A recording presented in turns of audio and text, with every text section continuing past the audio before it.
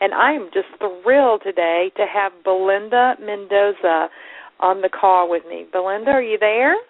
I am, Camille. Thank you so much for inviting me. I'm thrilled. Well, good. I'm so glad to have you. Now, let me tell everyone a little bit about you. I am just really so blown away with Belinda's resume and her experience with Feng Shui, and I'm going to go ahead and let you know right now I don't know one thing about Feng Shui, so I plead ignorance with this, and I'm very excited. I was telling Belinda I've been wanting to learn about it for years, so I'm just thrilled to have Belinda today. And Belinda, her website is designforenergy.com, so that's DESIGN for energy, ENERGY.com, and her business is Feng Shui Your Way to Success. Now, Belinda is the Director of Operations for Design for Energy. It's an Austin-based consulting firm specializing in Feng Shui, and she helps businesses and homeowners prosper. She's an accomplished business developer with over 20 years of successful sales and marketing experience. Belinda is known for turning lagging businesses around. I love that. And Belinda is trained in Black Hat Sect and Classical Feng Shui, and that's East and West methods. She began her training in Black Hat Sect at the Omega Institute in New York, but what I really love is she also studied extensively in China in 1996. She went on a study tour and trained with Feng Shui master. Okay, Belinda, help me out with the name, please. I don't want to mispronounce it. Wang Yu-Di. Okay, thank you. And the studies began in Wuhan. Is that how you say it? That's correct. Wuhan, China, where the largest and oldest number of Feng Shui texts exist. I think that's so fascinating. And Belinda has taught at over 350 locations. She's been the cover story on Fox and ABC Evening News. In addition to all of this, she's a certified Reiki master and teacher, and Reiki is the Japanese art of healing and balancing touch that reduces stress and increases energy in the body, something we all need, and it's been called Feng Shui for the body. I love that. And Belinda's own corporate career transformed after implementing Feng Shui into her techniques in her life. And her income tripled, and she received more pay raises, promotions, and recognition in a 2-year period than she had in the previous 10 years. So I am very, very interested in what Belinda has to share with us today. So I'd like to delve right in, if that's okay with you. Sounds great, Camille. And it's always great to find that there's a person or two out there that have not heard of Feng Shui after practicing and teaching it for 12 years. And to find people that still, really aren't familiar with it is great, because I love teaching, and it's a wonderful art. It's not just a design and decorating art, but it's also a healing art. And the beauty that makes me so enthralled with it all these years is that it really transforms people's lives. And that's the whole key about it. But real quickly, Feng Shui is just, the two words mean wind and water, and it originated 6,000 years ago in China when the emperors were trying to figure out the best places to just find the burial plots for their loved ones. They wanted them to be in the most beautiful locations, and of course in real estate today, location. They wanted to be where they called the best energy, and the Chinese word for energy is qi. And so they found the best land and the best views, and they decided that this is where they would bury their loved ones so that in the afterlife they would live a happy life. And those principles have gone now to, thousands of years later. We still use those design principles today in Feng Shui, and they make a lot of sense. It's really the art of creating more harmony and balance in your environment. And who doesn't want that, as you'd said earlier? And we all want to experience that. And they say that we spend over 90% of our time in our homes or at work. And so it's no surprise that those environments would affect us. And the things that are closest to us is a Feng Shui principle that the things that are closest to us affect our own physical and mental states. So what we do is we go into spaces and we rearrange things to create more harmony and better flow, so that this universal energy that's out there in nature flows evenly and smoothly, and people feel better and they get better results. I love that. I love that. Now, I do want to clarify. I have heard of Feng Shui, and I can even pronounce it, but I just didn't know much about it other than, the furniture placement and all of that, the decorating component of it. So I think that there's so much wisdom for us to learn from ancient wisdom. I love that. Well, and also it's one of the things that I love doing is taking the demystifying it and taking the woo-woo out of it, because a lot of times people won't pick up a book because they think, oh well, that's superstitious, or that isn't for me. That's that new agey stuff, and really. It really makes total sense. I mean, I work with corporate CEOs to holistic practitioners, and they all say, this makes sense. I mean, that doesn't feel good with that blocking the door. That doesn't feel happy. Just like colors. We pick colors in our space because they make us feel better. Mm-hmm. Mm-hmm. And I'm sorry. Go ahead. Mm-hmm. I would just say the key principle in Feng Shui is this concept called qi, or energy, and that's the basic thing is that what we say is that everything in your space has meaning, because everything has energy. So when we walk across someone's threshold of their home, it's like you're walking into their soul, because they placed everything in their environment, even though it may not be conscious why they did it. But it tells you a lot about them and their lives. And so a business, I love working with businesses because I came out of the business world in corporate and helping a lot of businesses move forward in sales and marketing. And what I like about businesses is that I can walk in and see something that is blocking them that they don't see for themselves. And it can be a piece of furniture, it can be signage, it can be colors, it can be any number of things that they're just not aware of that are affecting them. And tell me, Melinda, how did you apply this to when you were working and you increased your sales so significantly? How did you apply it, Feng Shui, then? Perfect question. I actually had been in sales and marketing, doing all the right things, had been with the company quite a bit. I was in medical device sales, and I was making, inroads, but I was seeing people fly by me in terms of pay raises and promotions, and I was frustrated.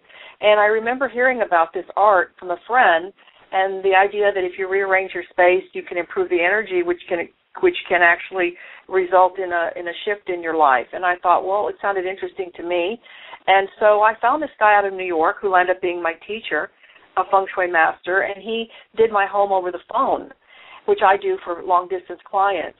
And he didn't really do my whole house. He just did my office. He asked me one question. He said, what area of your life is blocked right now? I said, my career. So he gave me a few suggestions. One was to use my front door, which I wasn't using. He asked me why. I said it was blocked. It was stuck. He said, well, get it fixed and start using it. And in Feng Shui, all the areas of the house have certain meanings, and that's based on the ancient system of the I Ching. But anyway, he just gave me some suggestions. I did it, and within a few days, I started getting some phone calls, and some that led me to a division that ended up promoting me, and then I landed up moving. And all throughout this period of time, I started wanting to learn more about Feng Shui, and I just started doing more and studying more. But the key was that I rearranged my office. I put my desk in a position that was far less blocking, more open. I put some things that activate energy in a room, like a water feature. I had some things that I wanted to do, and I focused on those things. The idea with Feng Shui is that, you just can't rearrange your office and then not do anything. You've got to take action. So if you've got sales goals or things you're working on, then this just helps you. It just helps you move much easier at getting that. And I just found that I enjoyed my work more, I was happier, and then things started happening for me. And we know in prosperity, when you're happier, abundance flows. So it's really an interesting series of events. It's not that I put a water fountain on and next thing I know I had a lot of money. It was the idea that it created an effect that then created an effect that created an effect. And it's more of a ripple effect. Mm-hmm. And it's really beautiful because it unfolds and your life works. Yeah, that's wonderful. And I'm so glad to see and that you mentioned sort of the practical, take the woo-woo out of it, because I'm all about core investing. This is sort of as exciting as I get, Feng Shui. But I think that more and more, I'm finishing up my book, and what I found myself writing more and more is that life principles apply to investing, and also that you have to have this order to invite wealth into your life. So I just feel like this is such an important element of what I believe and what I teach. So I see a wonderful fit there, Belinda. Well, that is so true. And, I was mentioning that I've been teaching a prosperity class, and I like to start them out in the new year because people are already setting goals and they're setting their, ideas that they want for the year. And by the second or third week, they're already, not meeting the goals, and they end up falling by the wayside.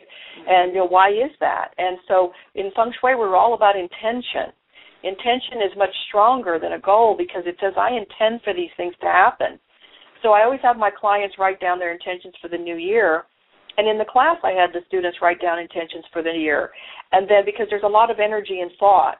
So when you set up your space and you know where you're going, you've asked for what you really want, you start putting things in motion. There's that order, as you say. It starts to move in that way. As opposed to being in an office, it's very cluttered. You're very bogged down with all your commitments, and you wonder why your business can't take off. So clutter is a very big principle in Feng Shui, and all the organizers on HGTV and everything else are all talking now about the meaning of clutter. It used to be just organize it, get it out of the way, whatever. Well, they're all talking about, that it affects your life. And that's a Feng Shui principle, and that is that clutter is stagnation. It holds you back. So one of the things I talk about in the prosperity class is, you've heard this term clutter to cash, where people can clean out their offices and they find money. Yeah. Yeah. And so we talk about, getting your house in order and then put the steps in place for going after what you really want. What about the intentions? Once you have your clients write out your intentions, then do they look at them every day or do they have them on the wall of their office? How does that work? Yes, actually, in Feng Shui, we use a lot of the color red because back in Asia and China, red is a high energy color. It's also the fire element, which is activating. So at New Year they use red envelopes to bring in good luck. So I use a lot of red envelopes. It's a kind of a little nifty thing that I do with my business, and people like it. And so I tell them to put their intentions in a red envelope for good luck. And they don't have to read them. Once you state what you really want, then you just let it go, because you can obsess over something to the point that it starts developing into some negativity when you're not meeting it.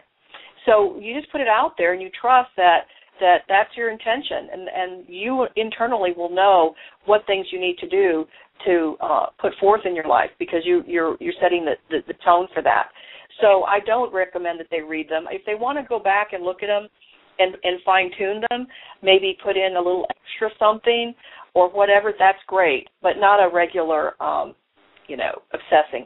And I do ask them to put the red envelope on the refrigerator or on the mirror where they're getting ready in the morning or on the visor of the car. It's just to let you know that it's there. Mm-hmm. Okay. And, yeah. Okay. And then what about, I'm curious about your money cures that you place in your home to keep the money flowing. Tell me about that. Well, one thing about the red envelope that I didn't mention is I always tell people to put money in it, because anytime you're, intending something for wealth or prosperity, putting a coin or metal element is activating money. And when we talk about in Feng Shui, hanging wind chimes, it's not a woo-woo thing. It's the sound of money, like clanging coins. And so it's just symbolic of that. And so when we talk about putting these cures in the home, it's really about anchoring an intention. It's not that the cure itself is creating that. So when we tell people, hang a wind chime and then you might win the lottery, that, or you read that in a book, It's not so much that. I mean, you have to play the lottery to win. But if you have wind chimes hanging, you're reminded that there's money flowing in your life. And that's sort of how wind chimes work.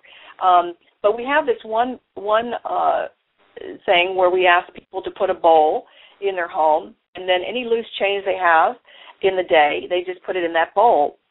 And they use the loose change over 27 days. So 27 is a tripling of the 9, which is the tripling of the 3, which is a very high spiritual number and a very popular number. You find 3s in many traditions.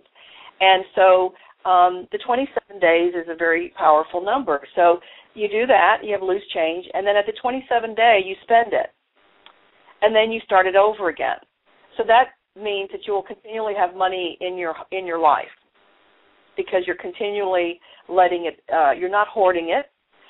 You're taking the residual coins. And I had some people in my class say, they never have change anymore because they pay everything with credit cards and debit cards. And so there's never any pennies or anything left. I said, even if it's 3 cents, I said, just spend it and then, and then start over. You will notice that there will be more money coming into your life. And it's an activation of your brain center that says, I have money flowing in my life. And so there is that movement of energy just because you're actually putting some energy toward it. Yeah. That's one. Yeah. Okay. And I love that because if someone is really, really stuck, as so many people are right now trying to pay off credit card debt and feeling like there's just so much more going out than coming in, then it can just give you that feeling that even if it's a small amount, it's just that thought and that feeling that you do have money coming in and out. So I love that. Okay. Well, Camille, you go ahead. You hit on a key point, which is the way I start all the classes, and that is the mental part about money. Is that understanding that you can set up your house for Feng Shui in a beautiful way. You can really do all these cures, but if you're blocking it in your own mind, then you're not going to have that flow come to you. And so that's part of what we talk about is how do you, stay in that wealth state, feeling abundant, because that's what's going to attract it to you. And, you've read about this where, it's not about what you desire that draws it to you. It's about who you are. And if you feel wealthy, you will attract it to you. And wealthy people are generous. They give away. And so we talk about, giving to people that don't need it and also giving money away to people who do need it. Even if you only have a couple of dollars, you might give to charity this week. You might, take a friend out to dinner who doesn't really need it, but you just want to be generous. And that puts you in that feeling state of abundance and wealth, even though you may not be there yet. It will start to flow. It'll start to move in your direction because you're acting as though you are already there. Yeah. Oh, I love that. That's wonderful. I'm taking notes. That's great. Okay. All right. And now shifting. Go ahead. I was just wondering, was there another one? Well, it was just shifting the mind. So a lot of the times in the class, you'll hear the negative belief system that people are raised with. They say that before the age of 9, children are pretty much, raised. They pretty much believe everything they're told. Mm-hmm. So our brains are sponges. So if our parents had negative feelings about money, and said we can't spend, we don't have enough, and money's not, money's evil, money's not good, then, that's in the core. And so you can hear this in the class when people come up with, reasons why they don't have money. And it's that, so we get them to shift that. And so I use the word shift, and I say, okay, let's shift that. And even if you're not there yet, let's just reframe it. Let's restate it and say, I am flowing, money is flowing to me easily. I am receiving money in my life easily. Things like that, whatever it is for that person, that makes them feel like that they're, more in the flow. Because in a given day, if we listen to our speech, a lot of times it's very negative. Because especially like you said with the economy and people not having money and being in debt, it's hard for people to say, when you say hello to them, hey, how are you doing? For them to say great. Yeah. And I tell the class, I said, I don't care how bad I don't care if you don't have money to pay your bills right now. If someone says to you, how are you doing? You say, I'm blessed. I feel great, and I'm expecting money to come to me in any moment. Yeah, yeah. And I think that whole mindset is just, it's just a habit, really, of being negative and feeling negative and focusing on what we don't have instead of what we do have. We have so much as a society. It's just, it's incredible. So and that's one of the tips is to have a gratitude journal. Mm-hmm. And to write down that, because we do focus on the negative. And a lot of times people say to me when I come visit them, they have a thing that they want to work on, and then we work with it. And I come back later and I say, well, how's it going? Well, I didn't get that thing that I wanted. I said, okay, well, let's not focus on that for a moment. Tell me in the last 30 days what has happened in your life. And the list is long. But they were so focused on that one thing, they didn't see it all. Yeah. So we really want to get people into this, writing the gratitude journal or having a list that I love it if they put it on their fridge and they have children around so the kids can see, how blessed, because if you don't even if you have money, you have health. Yeah, absolutely. Yeah, and every night at the dinner table, everyone say one thing that they're grateful for that happened that day. I keep a little journal, and at night I write 5 things that I'm grateful for. And I don't do it every night. I do it most nights, and I sleep better. I feel so much better when I go to sleep if I do it. So that is so true. When I had my Feng Shui master give me some cures for my office, and he said one of them is I want you to start using your front door, get it fixed. When my career started expanding so rapidly, every time I walked in that front door, I just gave gratitude. I just said, thank you, for this, and it just kept the movement going. When we get into mire depression, we slow it down. Yeah. What was it? Something about the front door, or was it just because it was your front door? Did it face a certain way? It was in this particular Western method. Each area of your home has a different meaning, and the front door, in the way that my house was, the front door is one of 3 places. The middle part, if you have a front door where where the front door is right smack in the middle, then it's career. If it's to the left, it's going to be knowledge. If it's to the right, it's going to be travel and helpful people. And they're all areas of what based on the I Ching, and it's called like a Bagua map that we use. And so basically the career was the sector for the front door. Like most people, when you have a garage, you electric, go in and you go in through the garage. You don't use your front door. Mm-hmm. Well, I was doing that because my front door had settled. It was a beautiful door, but it just had settled, and so I just never messed with it. I just went in the garage. And he said to me, this is amazing. He said to me, how long has your career been stuck? And I said 2 years. He said, how long has the door been stuck? And I paused, and I looked back, and I go, 2 years. He said, my advice to you is to forget about the office right now, is to get the door fixed and start using it. And then when you do that, move your desk around, and then he asked me to put a water feature, and then he asked me to write intentions. And let's just do that for now. And I basically, that afternoon, I said, well, I don't even know how to do that, but I'll just call somebody in the phone book. I just picked somebody out of the phone book. The guy shows up like within 20 minutes, and he says, I said, he took the door off the hinges. He did all the stuff to fix it. I said, how much do I owe you? He says, you don't owe me. He says, I'm the one that put the door in the first place. He says, I happen to be the mayor of this town. Oh, my God. I said, and I was in a new city. I'm like, the mayor? He said, yeah, I do this, in the community, and I do this part-time. And I thought, I had shivers. I was like, oh, my God. Not only did I get the door free, I got it from the mayor. That is amazing. You said there's definitely something to this Feng Shui. Exactly. And then what a great story. It was hilarious. And within days, I got a call about moving to another division, and I didn't question it. I knew that was what I needed to do because that's where the growth was going to be. So it had nothing to do with the direction that the door was facing, like northeast, south, or west. It was that it was in the middle of your home, and that it was stuck.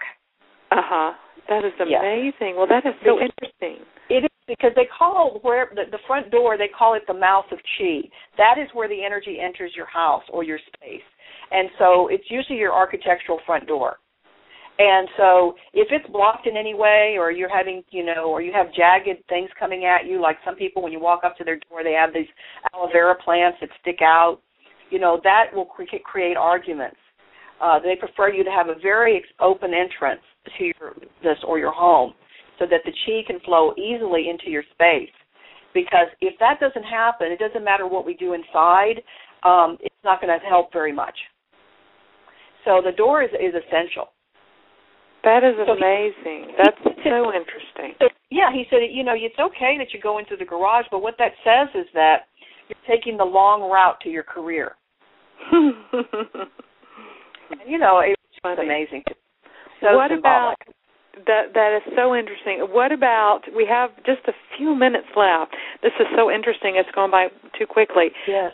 Is there one other thing that you would like to share that everyone should know, that you have, knowledge that you have that everyone should know? Okay, about prosperity? Yeah, that we haven't touched on. Mm-hmm. I think the main thing is that people really need to realize that they're already prosperous. They're already there. In Feng Shui, all we're doing is removing the blocks to it. So when we go into your home or your office, we're not creating anything that, we're just getting stuff out of the way so that what's really already your divine right and your being can flourish. Mm-hmm. So look at your space and look at anything that's blocking you, whether it's stuff that is just not useful, it's holding you down. Anything that's, needs to just donate it. Let your place be much more of a, sanctuary. And the thing is, if you want a prosperous business, your space has to feel prosperous. So that means that what you surround yourself with, go for the highest quality that you can get, within your budget, because that means that you'll draw more, you'll draw wealthier clients to you, because everything reflects back to you. So just be aware of your environment and that it's all affecting you, and if there's any way you can get rid of clutter, then you're going to free up energy in your life. That's fantastic. I love that. I want to go clean out my closet. And it's more than my closet. Well, this has just been wonderful, Belinda. Thank you so